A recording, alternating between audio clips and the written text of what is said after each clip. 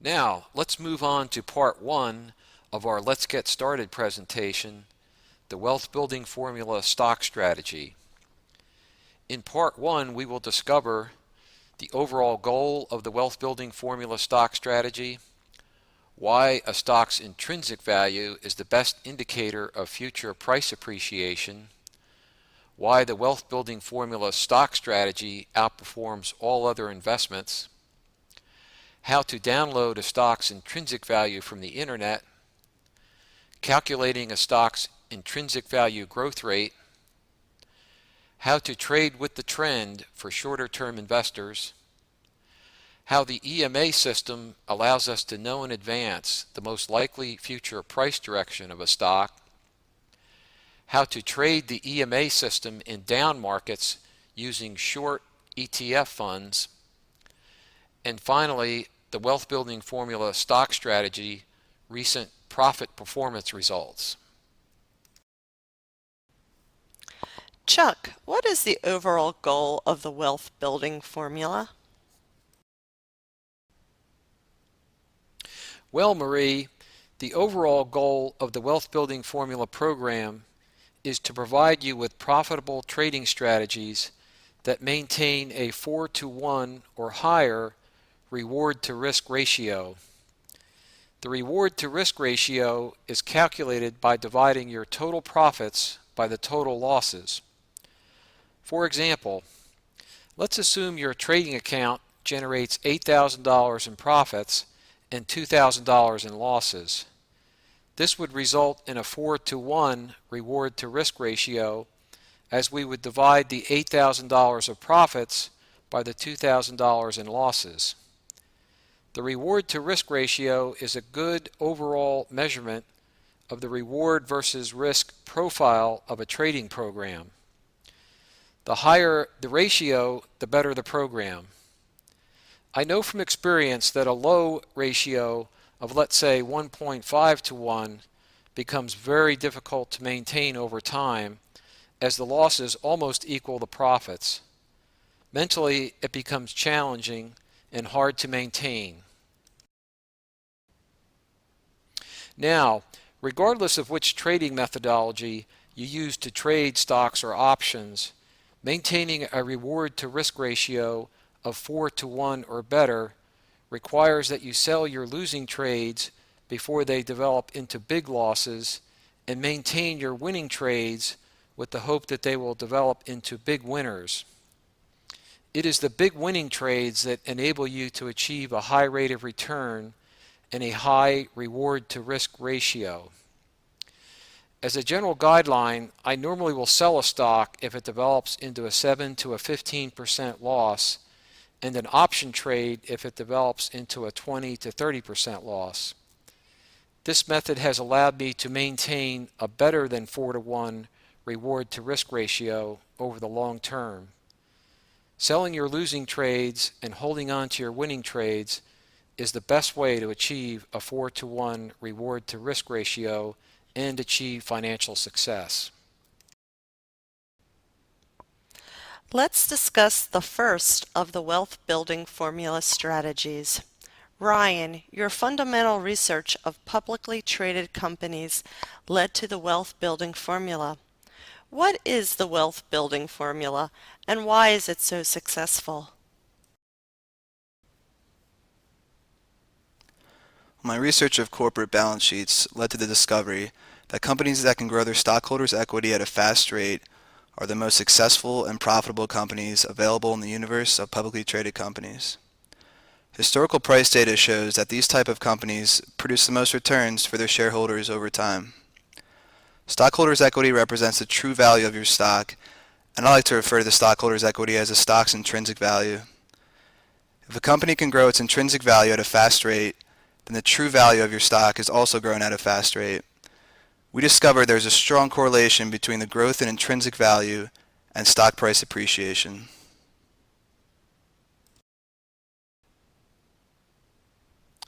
In the Wealth Building Formula book, we use the example of United Healthcare.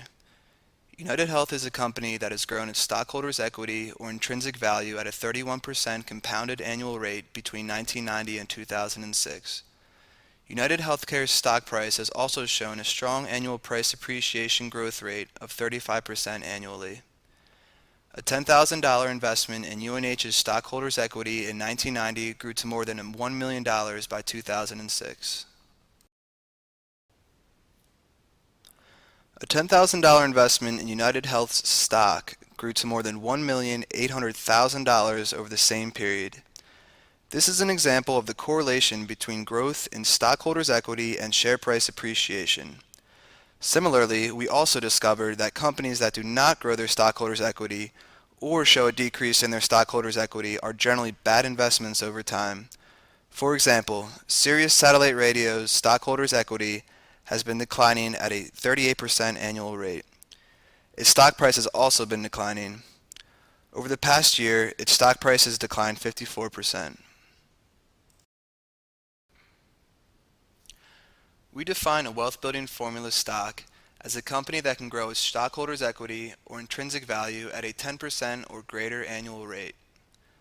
Let's take a look at some historical profit results for a sampling of 10 wealth building formula stocks.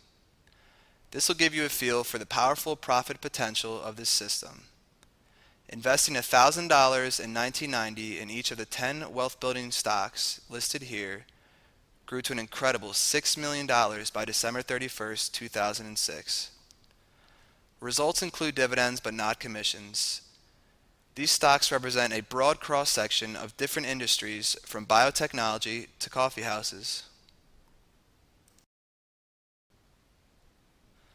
This sample portfolio of 10 wealth building formula stocks handily outperformed all other types of investments over the same time period. This table compares the growth of a $10,000 investment for various types of investments from 1990 through 2006. Over the same time period, the wealth building stock portfolio had a total return of over 60,000% compared to a total return of 204% for U.S. government bonds, 176% for crude oil prices, 116% for home price appreciation, and 62% for gold bullion prices. This demonstrates the powerful profit potential of wealth building stocks. Page 23 of the Wealth Building Formula book shows how you can quickly and easily download the rate at which a company is growing its stockholders' equity. Companies that are growing their stockholders' equity at a 10% annual rate or higher would qualify as wealth building formula stocks and would have the best potential for price appreciation. We also provide an online calculator at chuckhughes.com that will calculate intrinsic value growth if you input a company's stockholders' equity values.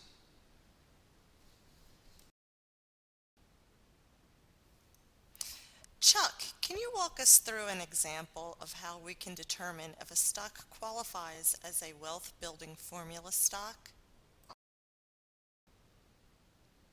Of course, Marie. A company's stockholders' equity information can easily be downloaded from the internet. I like to use the Yahoo Finance website to obtain this information. Let me walk you through an example of determining if a stock qualifies as a wealth building formula stock. The first step would be to log on to yahoo.com and click Yahoo Finance. Let's use Apple for this example. Once we log on to the Yahoo Finance website, we would type in the stock symbol in the Get Quotes window. The stock symbol for Apple is AAPL. Then click the Get Quotes link. A detailed quote window will be displayed for Apple. If you look in the lower left-hand corner, you will notice a link for the balance sheet information, which I have circled. Click this link and it will display the stockholders' equity information at the bottom of the balance sheet page. Now, after clicking the balance sheet link, the stockholder equity information is displayed for Apple. For the period ending September 25, 2004, Apple's stockholders' equity was $5,076,000,000, which I have circled. 2 years later, on September 30, 2006, Apple's stockholders' equity was $9,984,000,000. Page 25 of the Wealth Building Formula book includes the 5 steps you would take to manually calculate the annual stockholders' equity growth.